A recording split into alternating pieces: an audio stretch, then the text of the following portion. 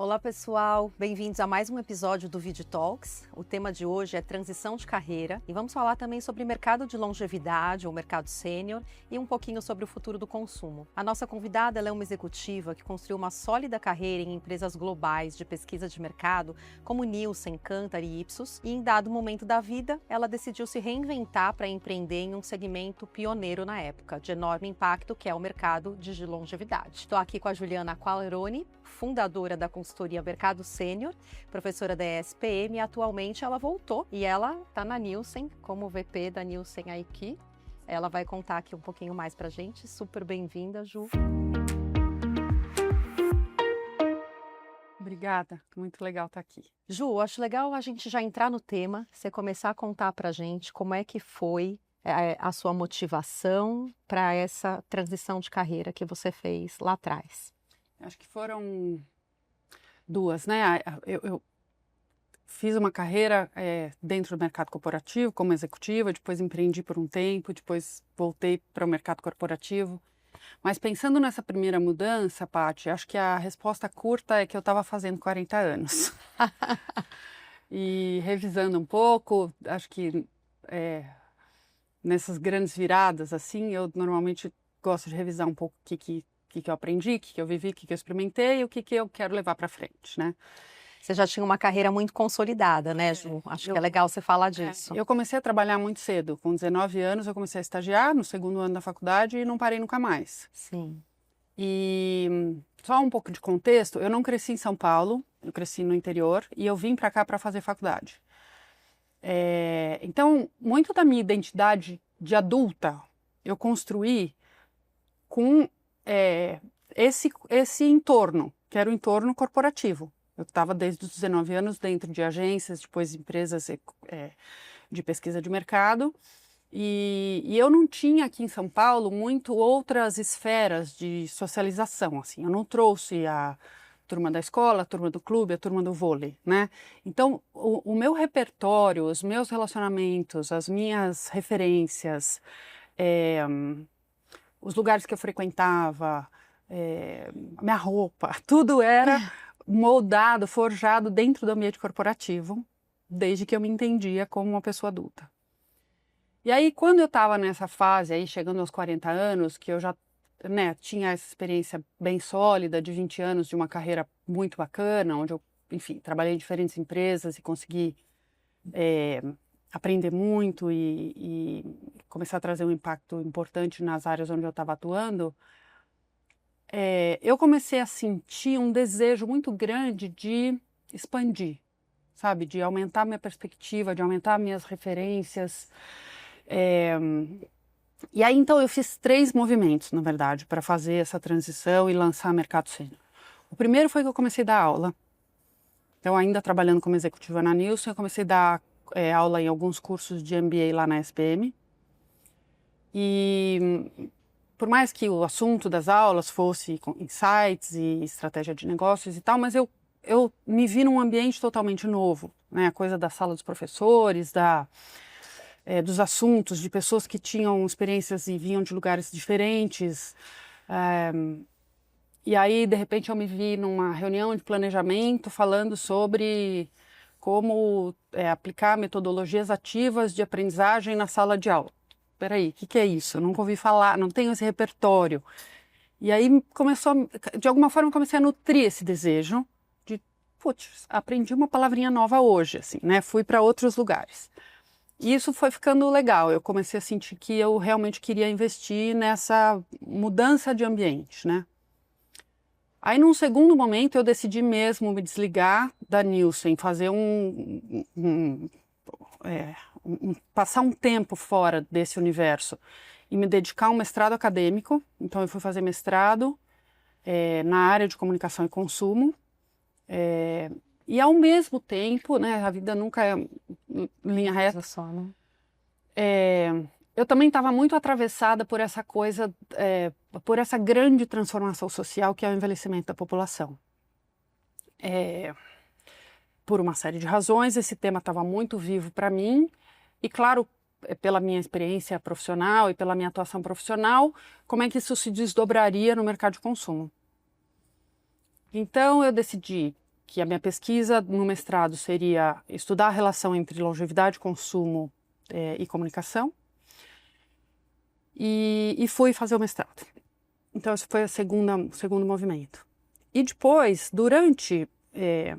acho que foi entre a transição de Nielsen para começar o mestrado, eu tive um tempo, alguns meses para me preparar. Tinha que fazer uma prova, tinha que passar no mestrado e tal. E durante esse período, meio que nasceu a ideia da consultoria, que juntava um pouco as duas coisas, né? Da minha experiência de mercado e daquele tema onde eu estava mergulhando. Então, assim nasceu a Mercado Sênior, que foram os próximos 6 anos aí da minha experiência profissional. Legal, muito legal. Ô Ju, e aí quando você aterrissou no agora sou eu e eu aqui, tenho que fazer esse negócio acontecer. Teve um choque, insight, como é que foi olhar para Nossa, aquilo e ter que fazer uma mudança acontecer? tão importante. Primeiro movimento que me marcou para sempre, assim, foi quando eu percebi que a credibilidade que eu trazia era minha. Eu não estava mais suportada pela credibilidade de uma grande multinacional, com um relacionamento estabelecido com o mercado, e eu não estava naquele momento nem respaldada na legitimidade do tema, porque o mercado não estava falando disso. Ninguém estava procurando quem era a pessoa que sabia desse assunto. Então era eu e eu, como você falou, batendo na porta dos clientes para levar um tema que eles não estavam... Não é a Juliana da Nielsen, não é a mas o Juliana da sobrenome, Nielsen, né? E mercado sênior, o que é isso, né? Assim, ninguém pensa que era 2015, né? 2016, enfim. Então, acho que se a oportunidade, a necessidade de inclusão desse público nos negócios ainda é uma questão, 10 anos depois, quando a questão já é mais visível, né? Naquele momento, as pessoas não estavam nem se dando conta da própria transição demográfica ainda, quanto mais querendo entender o que isso gerava em termos de necessidade mesmo de incluir as pessoas para servi-las, né? E também não da oportunidade que isso gera em termos de negócios, que é totalmente incremental. Sim. Né? Então, acho que esse foi uma primeira realidade que me bateu assim com uma grande realização, uma grande satisfação, um grande aprendizado de que eu podia construir uma credibilidade minha e fazer um negócio em torno de alguma coisa que eu acreditava, com a mesma responsabilidade de sempre, mas sem todo o respaldo. Claro que isso tem um outro lado, sem todo o respaldo significa, antes de servir o café, saber se tem café, comprar o café e saber se tem adoçante, açúcar, né? Então, acho que isso tem os dois lados, mas isso é parte da decisão, né? Saber que você vai realmente jogar em todas as posições ao mesmo tempo, e eu estava disposta. Então, isso para mim não foi um choque. Uhum.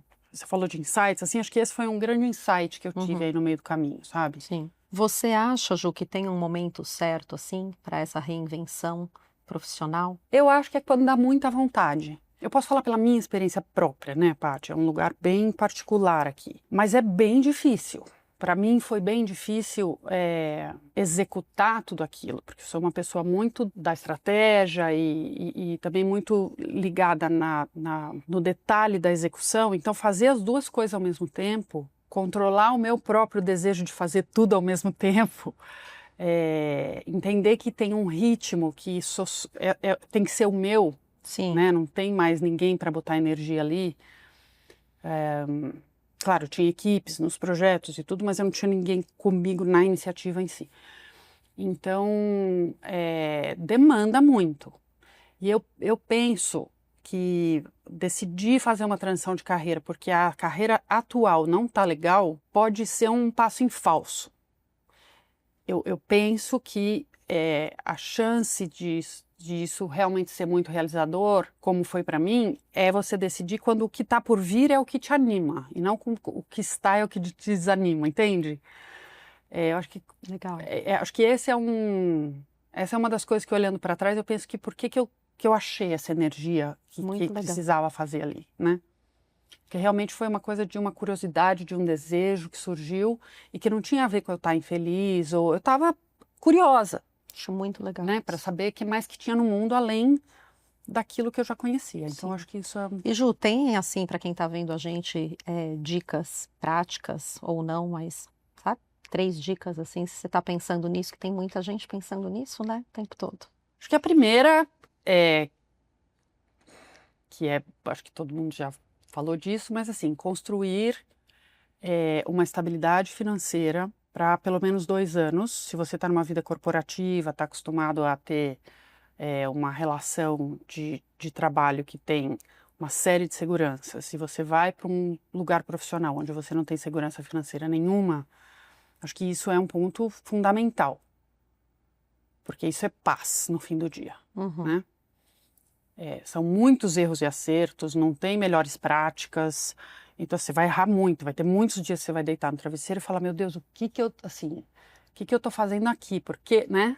Sim. E nesses dias é importante você saber que a questão financeira está razoavelmente estabelecida e aguenta esses trancos por algum tempo, até você saber se virou ou não virou, né? Eu tive muito sucesso, fui muito aceita nos meus primeiros contatos com os clientes, enfim, mas o negócio virar no sentido de eu ter clientes recorrentes e saber que quando eu terminar esses projetos eu vou ter outros e que as coisas, né, começar a conseguir enxergar e criar relacionamentos que eu sabia que não eram de um projeto, isso levou 2 anos. Então, eu não tive muitos, assim, grandes frustrações, no sentido de que eu esperava fazer uma coisa e não fiz. Foi tudo dando muito certo, foi muito legal mesmo, mas eu levei 2 anos para me estabelecer. Tem que se preparar. Então, você precisa se preparar. Então, acho que essa é a primeira coisa. Se cercar de gente em quem você confia, acho que isso é muito importante. Eu também tive muita sorte nesse sentido, e talvez sorte e um pouco da sensibilidade também, de, né, já ter 20 anos, né, de experiência profissional e tal, a gente vai afinando um pouco a sensibilidade de o que pode dar certo, o que não pode dar certo. Então, acho que isso também é escolher seus parceiros, muito em relação ao que você sente com as pessoas, né? Porque eu sou uma pessoa prática dos dados e tal, então não tenho histórico de relacionamento com esse parceiro para saber se ele entrega ou não entrega. Eu preciso decidir ali na hora do projeto. Isso acho que também é importante, ter parceiros bem confiáveis, né? Daí, Ju, você teve essa experiência durante 6 anos, a gente daqui a pouco fala mais do mercado sênior, e você voltou. Quando você volta, como é que você se enxerga lá dentro? Muda a sua visão sobre o que é o sucesso? Muda o que você aprendeu de tudo isso e sobre você mesma? Nossa, completamente, assim, eu tive... Bom, primeiro, a minha volta não foi planejada. A minha saída da Nielsen para fazer o mestrado e montar o mercado sênior foi planejada. A minha volta não foi. A minha volta teve uma série de coisas inesperadas, inclusive a pandemia e um filho. Então, que o filho não era inesperado, o filho era muito esperado, mas ele veio naquele momento, né? E o convite. Nenhuma das coisas, né? Quer dizer, tudo ali, coincidências que vão trazendo o contexto onde você faz as decisões. Então, minha volta não foi planejada, mas ela foi uma decisão muito feliz. E aí, como é que a experiência, indo para a tua pergunta, né? Como é que a experiência desse período como empreendedora, como consultora independente, me transformou dentro desse universo que era conhecido, mas que, enfim, eu voltei transformada, né? Eu acho que tem algumas coisas importantes. Primeiro, talvez a coisa que eu sinto a maior diferença é que o tempo que eu trabalhei como consultora independente, como eu te falei, eu não tinha uma equipe. Eu trabalhava com pessoas e parceiros dependendo dos projetos. Então, porque os projetos tinham características muito diferentes, eu não vendia um método ou um dado, eu vendia o conhecimento sobre um tema e a capacidade de explorar e gerar conhecimento sobre aquele tema para um problema de negócio específico, né? Então, não tinha uma equipe, eu não tinha um conjunto de competências que eu precisava ter ali, né? As equipes eram muito por projeto. Então, eu fui encontrando esses parceiros E nesse sentido, as relações que se estabeleciam eram totalmente horizontais. E, da mesma forma como eu estava prestando um serviço para o meu cliente, a pessoa que ia fazer eventualmente um recrutamento de campo, se o projeto tivesse pesquisa, era um parceiro me fornecendo um serviço. A pessoa que ia fazer um mood board enfim, de um sketch de um novo produto que a gente estava levando como recomendação, era um parceiro. Então, eu construí uma rede, uma forma de trabalhar que era totalmente horizontal. Uhum. Que é muito diferente do que você está acostumado numa corporação, onde você tem hierarquia o tempo todo. E aí como é que eu elaboro isso? Eu descobri que hierarquia é uma grande abstração. Essa ideia de como é que quem pode manda, obedece quem tem Manda juízo. quem pode, obedece quem tem juízo. Na prática, as pessoas, a gente, não as pessoas, nós todos, a gente não faz aquilo que a gente não quer fazer, aquilo que não mobiliza a gente, aquilo que a gente não acredita. Então, eu penso hoje que o papel de um líder é criar uma ambição, comunicar essa ambição com muita clareza o tempo todo, e as pessoas que se conectarem com aquela ambição, porque elas se conectam, elas vêm com você. E nesse sentido, a hierarquia não muda isso. Pode ser que uma pessoa que não se conecta com aquela ambição até faça um bom trabalho. Mas podia ser ela ou qualquer outra. As pessoas que se conectam com a tua ambição são aquelas que vão fazer muita diferença, né, em como as coisas acontecem, no resultado que vai se trazer. E então isso para mim foi uma coisa que abriu muito a minha percepção e minha perspectiva sobre o que é liderar. Eu tenho um perfil muito prático, como eu te falei, muito concreto. Uhum. Então, para mim, a experiência de conseguir fazer esse tipo de observação e acreditar nessas premissas um pouco mais intuitivas. Você experienciou isso, né? Eu tive que experimentar, porque não tem histórico. Você olhar e falar, deu certo aqui, não deu certo aqui. Você tá criando o tempo todo. Então, ou você vai com aquilo que te parece razoável, ou você fica parado, não tem o que fazer. Legal. E na empresa, na corporação, não. Na corporação tem um ritmo, tem um sistema, tem o OP, tem o revisão trimestral, você vai. Então, acho que esse aprendizado ficou muito em mim e impacta muito a maneira como eu lidero os meus projetos, como eu consigo influenciar as pessoas, independente da hierarquia, para cima, para baixo, para o lado, e na confiança que eu tenho nas relações das pessoas, muito mais do que nas relações hierárquicas. Legal, muito bom. Bom, Ju, é uma trajetória muito significativa, assim, né? Acho que a gente se sente mais agente, como você falou bem, né? Esse sentimento de realização, de eu consigo, de eu tenho energia, eu tenho a condição de fazer isso aqui, é muito legal. Eu queria mudar um pouquinho aqui para a gente comer, porque a gente não tem muito tempo, infelizmente. Queria falar um pouquinho dessa parte do que você foi fazer mesmo lá atrás para o mercado sênior, que naquele momento, acho uns 15 anos. 10, mais ou menos. 10, 15 anos. É alguma coisa que estava começando a falar e a olhar para isso, né? E hoje a gente vê uma população que felizmente está caminhando para muito mais longe, 80, 90 anos de idade.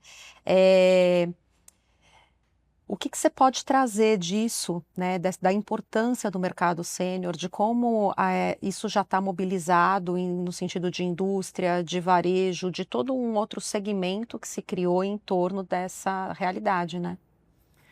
Acho que, enfim, a minha experiência é aqui no mercado de consumo massivo, né, que eu acho que é um pouco o ambiente, né, que a gente está falando aqui.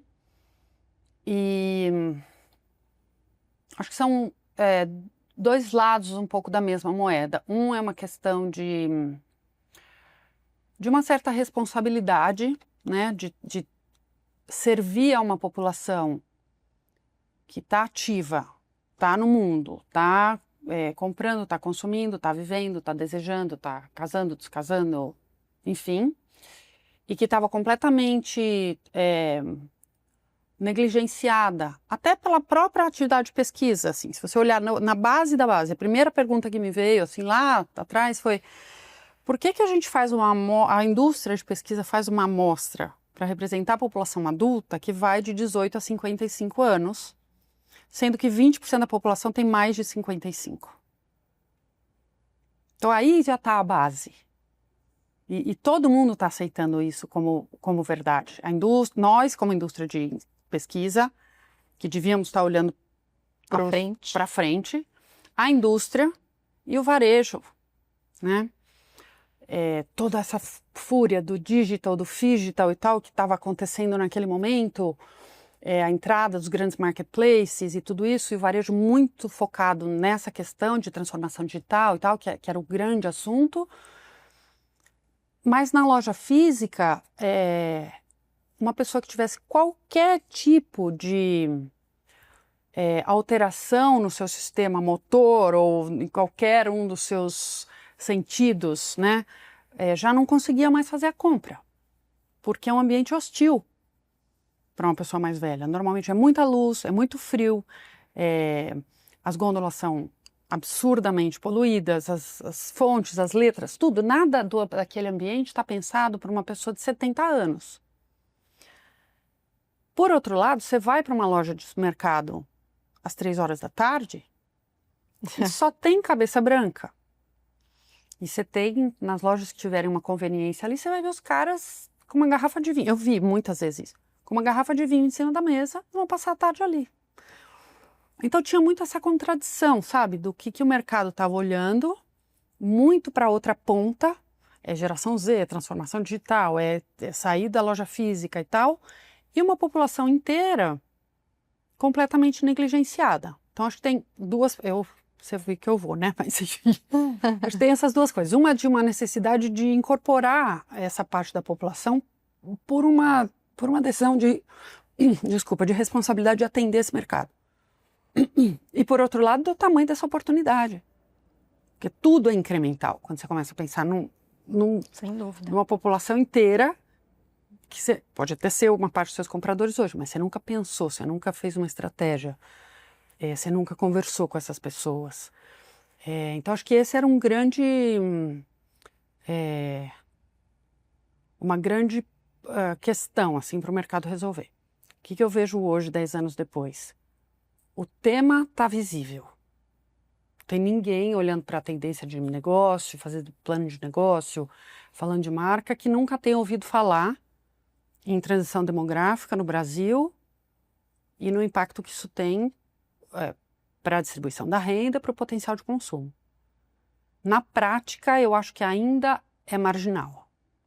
Existem projetos legais, mas ainda é marginal nas estratégias das marcas. Assim, eu vejo ainda uma percepção de nicho, sabe? E que não é verdade, né? Porque a gente está falando de um quinto indo para um quarto da população, com alguma coisa chegando perto dos 30% do potencial de compra. Então, quem quiser estar fora, está tirando 30% da sua potencialidade de negócio de cima da mesa. E o que você pode deixar aí de orientação, de provocação, né, para a indústria e para o mercado pensar sobre isso? Como olhar para isso? Por que isso está ficando assim? Hoje é um cantinho nas gôndolas, na verdade, é isso mesmo que você falou. Tem alguns movimentos legais, tipo mudar o símbolo do 60+, que até outro dia e ainda em muitos lugares, é uma pessoa de bengala, 60 anos, né? Mas enfim, eu acho que... 70, né? 60 não, Ju. Não, 60+. Você tem o símbolo 60+. De bengala. Que é uma pessoinha de bengala. Que agora, depois, enfim, já existe um símbolo novo, está sendo trocado e tal, mas É isso. Então, eu estou dando esse exemplo específico porque pela experiência que eu tive, o preconceito contra a idade, eu não quero aqui parecer ativista nem nada disso, embora eu seja, o preconceito contra a idade, ele é muito, muito estrutural. Tanto que a gente não percebe. E não é só contra velho. Velho é super problemático, porque velho foi associado a uma coisa negativa, né? Se eu te encontrei agora, faz 10 anos que a gente não se vê, eu falo, nossa, você não envelheceu nada, você não tem a menor dúvida de que isso é um elogio, certo? Certo. Então, o contrário também é verdadeiro, tá certo? Então, é preciso se desafiar em relação aos próprios preconceitos contra a idade. E que se você não fizer isso genuinamente, a tua chance de sucesso com esse mercado é muito baixa.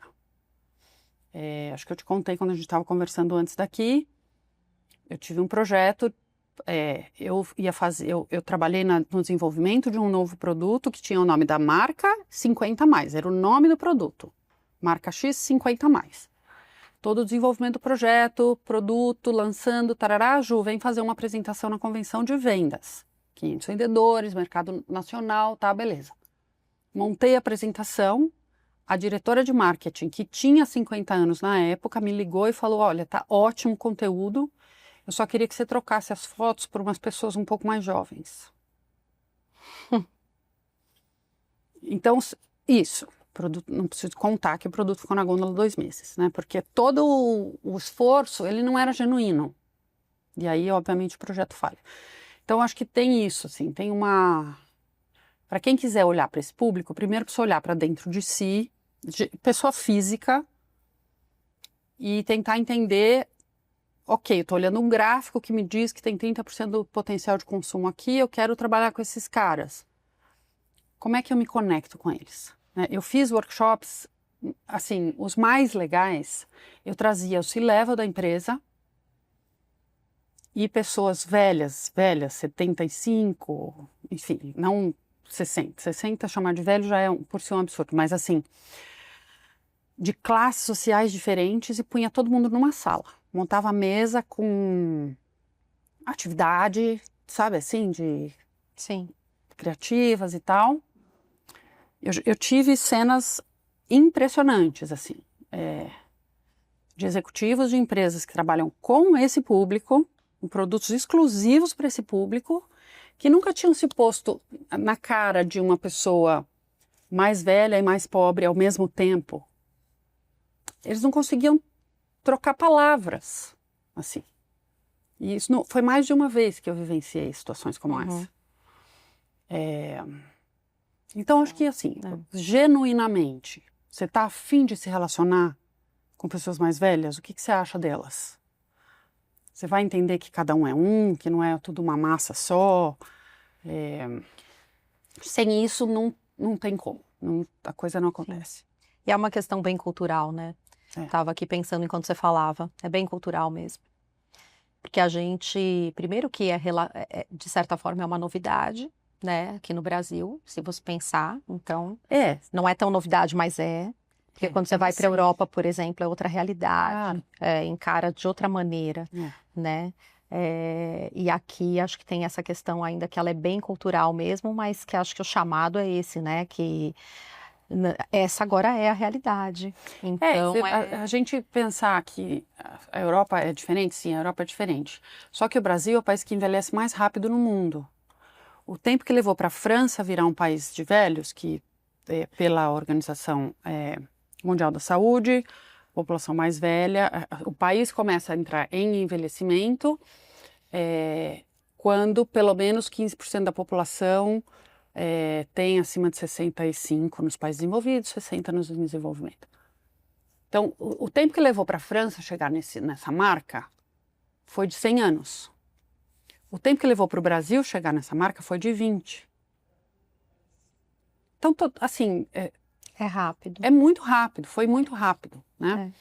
E acho que por isso também A sociedade não se deu conta do que estava acontecendo, o mercado muito menos. Mas acho que agora não tem mais desculpa. Não. Né? Agora acho que Legal. já está aí, né? A Já realidade tá aí, de todo mundo. E está sendo falado na mídia de massa falando. Então, imagina, etarismo era uma palavra... A gente discutia na pesquisa acadêmica se etarismo ou idadismo era a melhor palavra para falar disso. E hoje todo mundo fala disso, na novela das 9. Exato. Mas você falou muito bem, eu concordo muito, é uma coisa que tem que vir de dentro. A gente brinca assim. Outro dia eu estava brincando com o Klaus, estava brincando. Vai ser, eu tô no 50, vai ser silver, vai ser qual o termo que eu vou usar? Madura. E a gente é uma brincadeira, mas é um jeito de mostrar que assim, envelhecer não quero não. Velho. Não quero não. Então é bem muito interessante. Da cultura de consumo, legal. Enfim, tem aí, dá para falar 50 podcasts sobre isso, mas acho que assim, a população mais velha desse momento histórico é uma população desejante, que vive. Não existe mais a aposentadoria, coisa de você vai para o seu aposento e perde papel social depois de uma certa idade. Não existe mais grande mercado. Não existe mais esse marcador cronológico, né? Como todas as outras coisas, todos os outros marcadores estão muito mais cinzas, né? Marcadores sociais de gênero, os outros todos de idade, enfim, tudo está muito mais fluido. E essa barreira também já não existe, né? Sim. Mas na cabeça da gente ela ainda existe. É, né? Verdade. Então é preciso abrir um pouco para esse tema de uma forma genuína. Muito bom. Ju, uma delícia esse papo aqui com você. Super obrigada por você ter topado ser parte dessa jornada, estar aqui contando pra gente. Parabéns por você ter tido essa coragem. Obrigada. De fazer aí pelo menos 2 grandes transições. Por enquanto. Muito legal. E super obrigada. Obrigada a vocês pelo convite, foi muito gostoso. Que bom, valeu. Bom, estamos indo aqui para o final de mais um episódio do Vidi Talks. Sigam a gente aí, espero que vocês gostem e até o próximo.